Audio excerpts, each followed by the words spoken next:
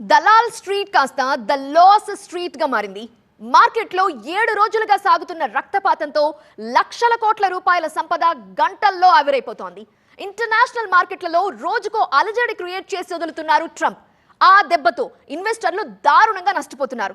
అయితే stock market కాస్త stroke market గా మారడానికి ట్రంప్ ఎఫెక్ట్ ఒక్కటే కారణమా? ఈ మార్కెట్ల పతనం ఎక్కడి వరకు వెళుతుంది? ప్రస్తుత పరిస్థితుల్లో ఇన్వెస్టర్ల ముందున్న ఆప్షన్స్ ఏంటి? ఎక్స్పర్ట్స్ ఏమంటున్నారు?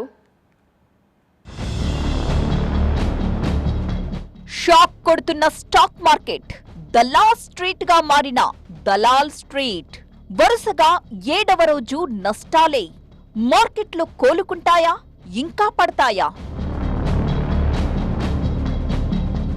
ఆరంభంలో ఆశలు రేపిన స్టాక్ మార్కెట్లు వరుసగా 7వ రోజు నష్టాల్లోనే ముగిశాయి.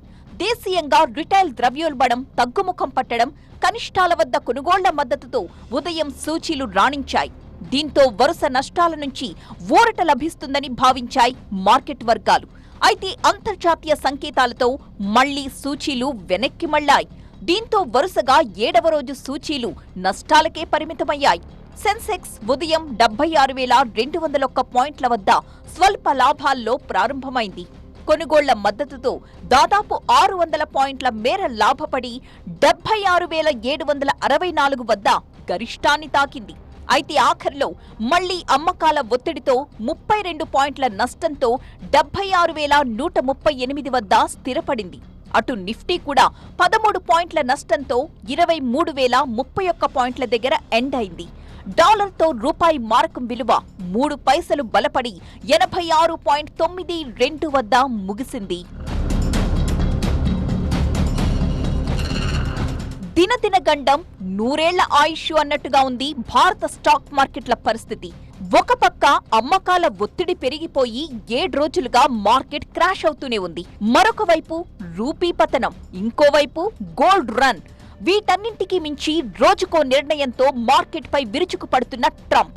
ఇలా ఎక్కడా మార్కెట్ కి మంచి శకునమే కనిపించట్లేదు. ప్రపంచం మొత్తాన్ని తన సుంకాలతో భయపెడుతున్నారు ట్రంప్. తాజాగా స్టీల్, అల్యూమినియంపై 25% అదనపు సుంకం విధిస్తున్నట్లుగా ప్రకటించారు ట్రంప్. దీనికి ఎలాంటి మినహాయింపులు ఉండవు అని చెప్పడం వాణిజ్య యుద్ధ భయాల్ని మరింత తీవ్రం చేసింది.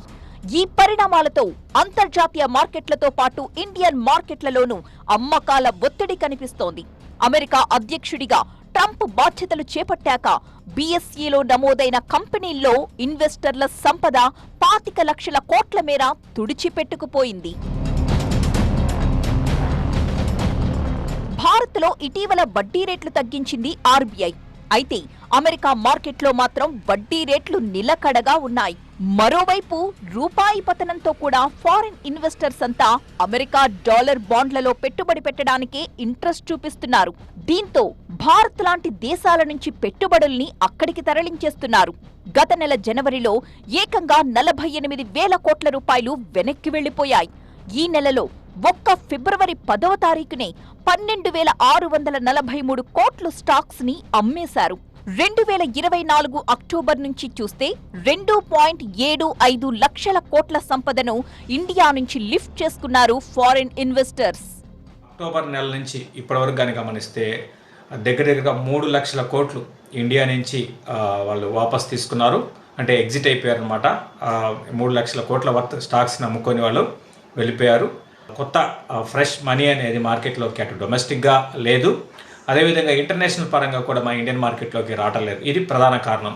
మిడ్ అండ్ స్మాల్ క్యాప్లో ఇంకా బాగా కరెక్షన్ అనేది ఉంటుంది. ఏవైతే హైప్తో పెరిగిన స్టాక్స్ ఉన్నాయో అవన్నీ కూడా భారీగా కరెక్ట్ కావడానికి ఇంకా ఇక్కడ నుంచి ఈవెన్ 50% కరెక్షన్ కూడా మనం ఎక్స్పెక్ట్ చేయొచ్చు. నెక్స్ట్ 2-3 ఏళ్లలో మళ్ళీ నేను కూడా ఇండియన్ మార్కెట్స్లో మంచి గ్రోత్ అనేది ఉంటుంది. స్టాక్ మార్కెట్ కాస్త స్ట్రోక్ మార్కెట్ గా మారిపోయింది. కారణం ట్రంప్ ఎఫెక్ట్ తో పాటు చాలానే రీజన్స్ ఉన్నాయంటున్నారు మార్కెట్ నిపుణులు. డిసెంబర్ త్రైమాసికంలో కంపెనీల ఆదాయాలు గత 2 త్రైమాసికాల కంటే స్వల్పంగా మెరుగుపడ్డప్పటికీ అవి అంచనాలను మాత్రం అందుకోలేకపోయాయి.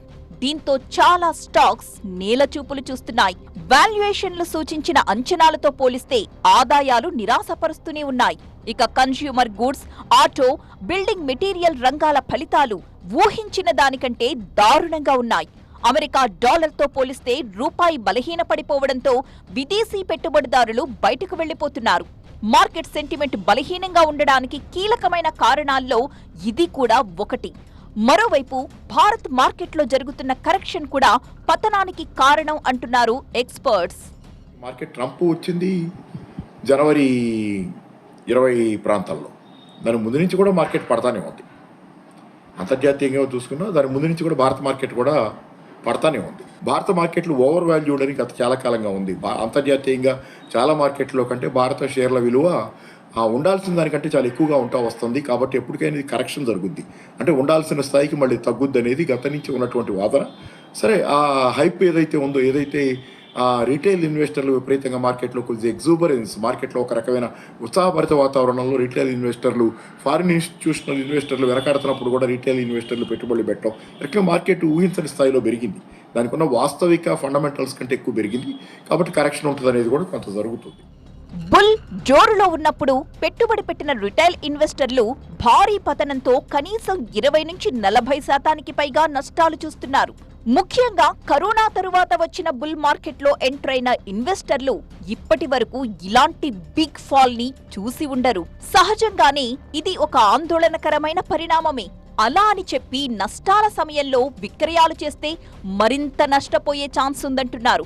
మళ్లీ మార్కెట్లో రివైవల్ స్టార్ట్ అయ్యే వరకు వేచి చూడడం మంచిదని ఎక్స్పర్ట్స్ చెబుతున్న మాట. స్టాక్ మార్కెట్ ఇన్వెస్ట్మెంట్లు కాకుండా ఆల్టర్నేట్ గా గోల్డ్, ఈటీఎఫ్, ఫిక్స్డ్ డిపాజిట్లలో కూడా పెట్టుబడులు పెట్టడం సేఫ్ అంటున్నారు. లాంగ్ టర్మ్ విజన్ ఉంటేనే స్టాక్ మార్కెట్ ఇన్వెస్ట్మెంట్ గురించి ఆలోచించాలి అన్నది నిపుణులు ఇస్తున్న సలహా. మరికొంతకాలం మార్కెట్ కి పతనం తప్పకపోవచ్చు అని చెబుతున్నారు విశ్లేషకులు. 25-26 కాలంలో కూడా ఆర్థిక వ్యవస్థ పెద్దగా ఎదిగే అవకాశాలు లేని పరిస్థితి ఉంది. కాబట్టి పెరుగుతున్న నిరుద్యోగం, ఇట్లాంటి సమస్యలు, రూపాయి విలువ పతనం, ఈరోజు రూపాయి విలువ కూడా దారుణంగా పతనం అవుతుంది. రోజుకి 88 రూపాయల పరిధిలోకి వెళ్ళింది. ఇవన్నీ ఏంటంటే కలగలిసి ఈరోజు last on the back of the camel లాగా ఈరోజు భారత స్టాక్ మార్కెట్లు బాగా భారీగా పతనం అవుతున్న వాతావరణం. అయితే వెంటనే కోలుకోపోవచ్చు ఈ మార్కెట్లు, కొంత టైం పట్టచ్చు అనేది మాత్రం నిజం. విదేశీ ఇన్వెస్టర్ల భారీ అమ్మకాలతో కొన్ని నెలలుగా ఈక్విటీలన్నీ బేలచూపులు చూస్తుంటే దేశీ రిటైల్ ఇన్వెస్టర్స్ మాత్రం తగ్గేదేలే అంటూ కొత్త పెట్టుబడులు పెడుతున్నారు. సిస్టమాటిక్ ఇన్వెస్ట్మెంట్ ప్లాన్ రూపంలో జనవరిలో ఈక్విటీ పథకాల్లోకి 26,400 కోట్ల రూపాయల పెట్టుబడులొచ్చాయి. అంతకుముందు డిసెంబర్ నెలలో వచ్చిన 26,459 కోట్ల రూపాయలతో పోల్చితే కేవలం 59 కోట్ల రూపాయలే తగ్గాయి. సిస్టమాటిక్ ఇన్వెస్ట్మెంట్ ప్లాన్స్ లో పెట్టుబడి పెట్టేవారు ఏమాత్రం భయపడాల్సిన పనే లేదు అంటున్నారు మార్కెట్ ఎక్స్పర్ట్స్. అయితే సిప్లలో మంచి రాబడి రావాలంటే కనీసం 10 లేదా అంతకంటే ఎక్కువ ఏళ్లు ఓపికగా వెయిట్ చేయాల్సిందే అంటున్నారు. మరొక వైపు ట్రంప్ తో భేటీలో మోదీ ఏవైనా మానియా చూపించగలిగితే పడుతున్న మార్కెట్ మెల్లిమెల్లిగా కోలుకునే అవకాశం కూడా ఉంది.